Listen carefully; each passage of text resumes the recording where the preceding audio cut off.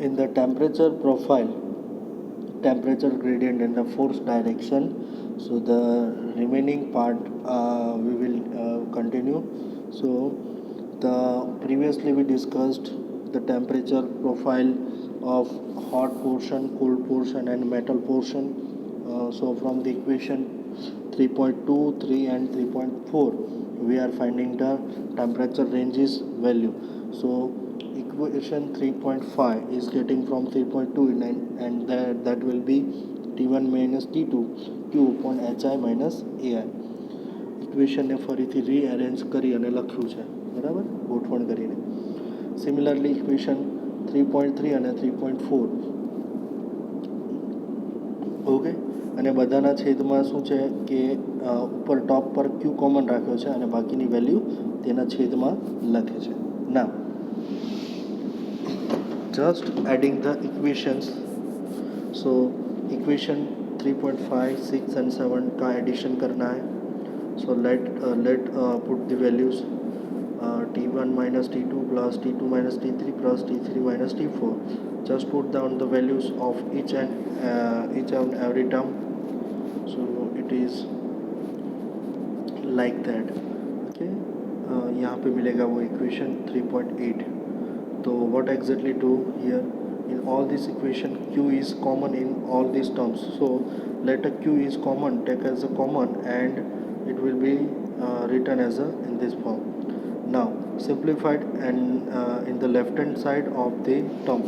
So minus T2 plus T2 will be cancelled, minus T3 and plus T3 will be cancelled. So remaining is T1 and another part is this will be T1 and this will be T4. Okay, so this will be the remaining parameters are T1 minus T4 equal to Q and the remaining equation as it is. Okay, now what do you mean by the T1 and T4? So T1 and T4 is the average temperature. Okay, so these are the basic assumptions we are making, where T1 and T4 are average temperatures, which is the average temperature. So T1 is hot side temperature, average temperature, and T4 side is cold side, average temperature. Okay, so equation similar to the equation 3.1. Therefore equations similar to the equation 3.1 in terms of overall heat transfer coefficient can be written as a, that means ये जो पूरा equation है it can be written as a, चलो क्यू ने सूत्रનો કરતા બનાવો તો શું થશે? ક્યू બરાબર બાકીનું જે આ ટર્મ છે, આ પૂરેપૂરું ટર્મ છે ક્યુ સિવાયનું, બરાબર, આ ટર્મને નીચે લઈ જાઓ તો શું થશે? ક્યુ બરાબર T1 માઇનસ T4ના છેદમાં આખે આખું ટર્મ આવશે, એટલે કે ડેલ્ટા ટી એટલે ટી વેરિએશનના છેદમાં આખું ટર્મ આવે છે. તો એ શું થશે? it is the one type of heat transfer coefficient. Okay, જે આપણે ડિસ્કસ કર્યું હતું 3.1 ની અંદર, which is similar to K1 A1 upon T1 minus T2 upon X1.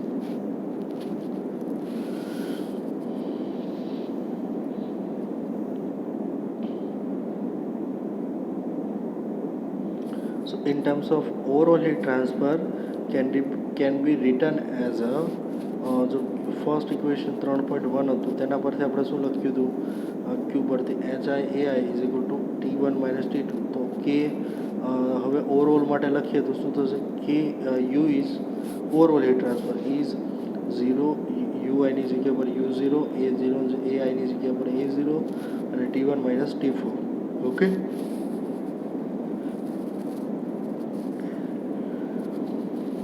now UI and U0 we know that it is overall heat transfer coefficient based on inside area and outside area. Okay, જે પહેલું equation 3.10 છે એ શું છે? એ છે inside radius માટે, inside area માટેનું, અને U0 અને A0 વાળું ઇક્વેશન છે એ આઉટસાઇડ એરિયા માટેનું ઇક્વેશન છે. Now from the equation from 3.10 and 3.11 that indicating that or meaning કહી શકાય. So it is state that the rate of heat transfer is product of three factors, namely the overall heat transfer coefficient U, area of heating surface that is A, and the temperature drop. Okay, એટલે કે જે rate of heat transfer છે એ mainly કોના પર depend કરે છે? 3.10 અને 11 પરથી આપણે જોઈ શકીએ કે રેટ ઓફ હીટ ટ્રાન્સફર એટલે કે ક્યુ માત્ર કોના પર ડિપેન્ડ કરે છે? It is affected by overall heat transfer coefficient U0. Heating area કે જે એરિયામાં હીટિંગ થવાનું છે અથવા તો હીટ ટ્રાન્સફર થવાની છે તે એરિયા એટલે કે A0. And third it is the temperature drop. જેમ કે હાઈ ટેમ્પરેચરથી લો ટેમ્પરેચર તરફ હીટ લોસ થતું હોય છે, તો એ જ રીતે high temperature two law temperature, so temperature range is temperature drop. Okay, so this equation 3.11 can be return as a in the form of this. 3.11 આપણે ફરીથી લખીએ તો શું લખાય? T1 માઇનસ T2નો સૂત્રનો કરતા બનાવો તો શું લખાય? Q is equal to U U0 into A0. Okay,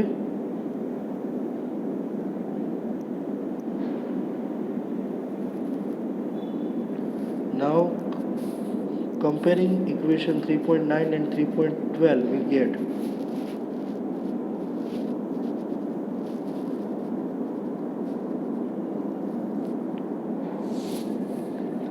3.9 અને 3.12 ને આપણે કમ્પેર કરીએ. 3.9 ક્યાં છે? આવ્યું. T1 માઇનસ T4 બરાબર Q બરાબર, આખું ઇક્વેશન. અને આ તો T1 માઇનસ T4ની વેલ્યુ જે છે ને એ ત્યાં મૂકી દેવાની છે બરાબર, એટલે લખાઈ જશે 1/U0 A0 બરાબર. કોમન છે Q, જો અહીંયા Q છે અને અહીંયા Q છે તો બંને બાજુથી Q કેન્સલ થઈ જશે બરાબર. તો લખાશે શું? 1/U0 A0. U0 A0 બરાબર શું થશે? 1/HI AI.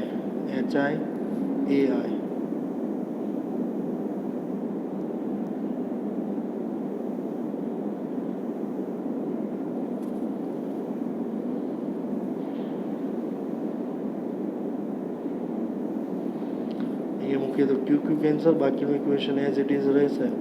તો આવશે અહીંયા.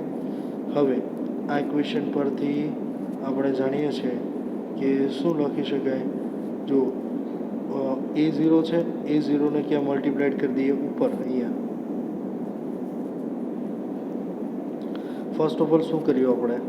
જે T1 માઇનસ T4ની જે કિંમત છે ને એ અહીંયા મૂકી દીધી 3.9માં, એટલે આપણને આ ઇક્વેશન મળ્યું 3.13. હવે શું કરવાનું છે? ફરીથી રીઅરેન્જ કરવાનું છે ઇક્વેશનને. તો જેના અંદર શું કરવાનું છે કે આ જે A0 છે, A0 U0ને A0 જે છેદમાં છે એને ક્યાં મલ્ટીપ્લાઇડ કરવાના છે? અહીંયા. તો શું થઈ જાય? A0ના છેદમાં AI અને એઝ ઇટ ઇઝ બરાબર HI થશે. એવી જ રીતે જે A0 છે એ કોની સાથે મલ્ટીપ્લાઇડ થશે? A0 is multiplying over there, so it will be K XW upon છેદનો છેદંશમાં એટલે XW અપોન K, અને બીજું થશે U0 upon A0 upon AW બરાબર, પ્લસ 1/H0 A0 છે, A0 ત્યાં થશે 1/A0, કારણ કે A0 અહીંયા મલ્ટીપ્લાઇડ થશે. A0 will be cancel.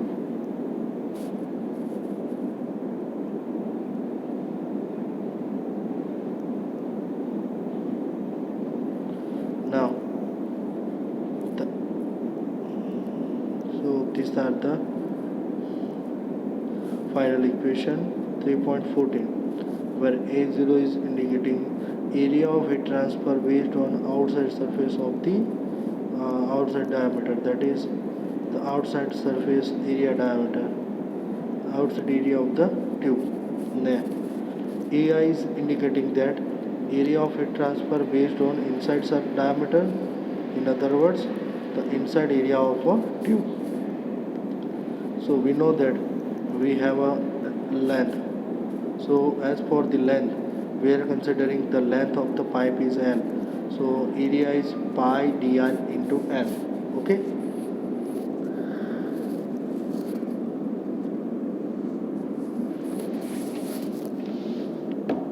જે અંદરનો એરિયા છે એ શું થશે, પાઈ ડી એલ, બરાબર, પાઈ ડી આઈ એલ, અને આઉટસાઇડ એરિયા શું થશે, પાઈ D zero L.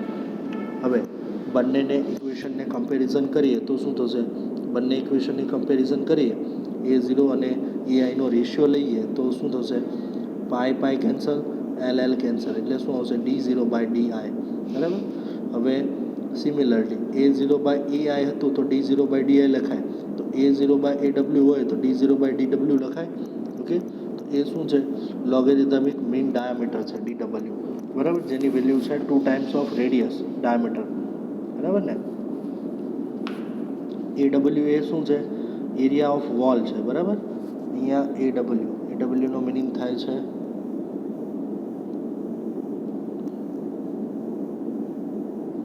Area of wall. Okay, સો જેમ કે એ બરાબર બી હોય, બરાબર, આ રીતે આમાં લખ્યું છે. ઇફ જો એ બરાબર બી હોય ને, બરાબર, અને બી બરાબર સી હોય તો ડાયરેક્ટલી એ બરાબર સી લખીએ છીએ ને આપણે, બરાબર. એ રીતે જો એ ઝીરો બાય એ આઈનો રેશિયો લીધો, પછી એ ઝીરો પરથી એ ડબલ્યુનો રેશિયો લીધો, બરાબર, જેનો મતલબ થાય છે વોલ, એરિયા ઓફ વોલ. સો તેની જગ્યા પર શું લખાય છે, ડી ડબલ્યુ, એટલે લોગેરિધમિક મીન ડાયામીટર છે, બરાબર, right hand side D W. તો ડી ડબલ્યુની બરાબર શું થાય, ડાયામીટર છે, એન્ડ ડાયામીટર અને રેડિયસ વચ્ચેનો સંબંધ શું છે, ડાયામીટર બરાબર 2 times of radius. Okay, so D W is equal to 2 into rm, and where rm is logarithmic mean radius. Okay, so putting these values of area ratio into equation 3.14, આ જે એરિયો રેશિયા જે છે ને, જેટલી પણ એરિયાની રેશિયો છે, બરાબર, એની વેલ્યુ ક્યાં મૂકવાની છે આપણે, જે ઇક્વેશન છે ઉપરનું ત્યાં મૂકવાની છે, બરાબર, અને ડી ડબલ્યુની જગ્યાએ 2 rm. તો જુઓ, હવે આ જે ઇક્વેશન નંબર 3.14 છે ત્યાં જોઈએ તો શું થશે, 1/u0 as it is, 1/hi છે, a0 એ આઈની જગ્યા પર શું લખવાનું, d0/di plus xw by k as it is, અને બાકીનું શું છે, a0 બાય aw તો શું થશે, d0 બાય dw, અને પ્લસ 1/h0 છે તો એઝ ઇટ ઇઝ 1/h0, અને તેની સાથે શું થશે,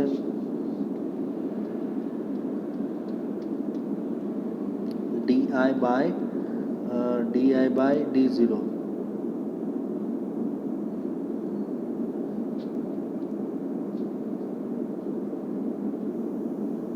h0, બરાબર.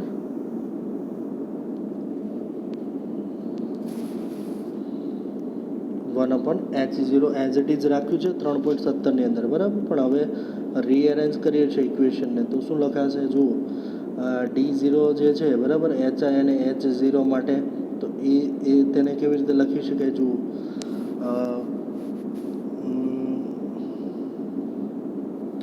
1/ui, બરાબર, જેવી રીતે ઓવરઓલ uo માટે હતું તો એવી રીતે ui ઇનસાઇડ માટે 1/hi પ્લસ d0 di જે છે ને એ ક્યાં આવશે, એનાથી ઉલટું, અને એ પણ ક્યાં આવશે, લાસ્ટમાં આવશે 1/h0 સાથે, બરાબર. અને બાકીનું ટર્મ્સ એઝ ઇટ ઇઝ, જેમ કે xw di છે, d0 છે તો d0 ને di સાથે, અને di ને dw, બરાબર, તો di ના છેદમાં dw, બરાબર, અને બાકીનું as it is. So for a thin wall ટ્યુબ્સમાંથી inside and outside radius are not much difference from each other. Inside અને આઉટસાઇડ રેડિયસ છે એ એકબીજાથી વધારે ડિફરન્સમાં નથી. So overall heat transfer coefficient જે છે ને, u0 અને ui may be separated simply by U, overall કહી શકાય, બરાબર, u0 અને ui માંથી total u. So and it is written in terms of u, hi, h0 એક્સટ્રેક્ટા, જેમ કે 1/u is equal to 1/hi plus xw/k, બરાબર, only di dw cancel, અને 1/h0, બાકીનું dw di બાય d0 એ પણ cancel.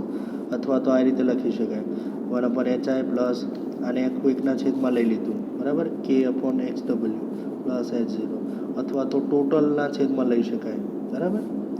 તેનો મતલબ આવી રીતે થાય છે કે you one when the metal wall resistance is very small in comparison with resistance of fluid, then equation becomes 3.9 reduced to, જ્યારે મેટલનો જે રેઝિસ્ટન્સ છે ને, મેટલ એટલે કે દિવાલનું રેઝિસ્ટન્સ ખૂબ જ નાનો હોય ફ્લુઇડની સરખામણીમાં, તો જે ઇક્વેશન 3.19 છે આવી રીતે લખી શકાય: 1/u is equal to 1/h0 plus HI, XW/K 0 લઈ લેવાનું, બરાબર.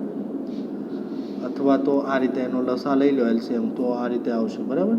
1/u H0 plus HI upon HI S0.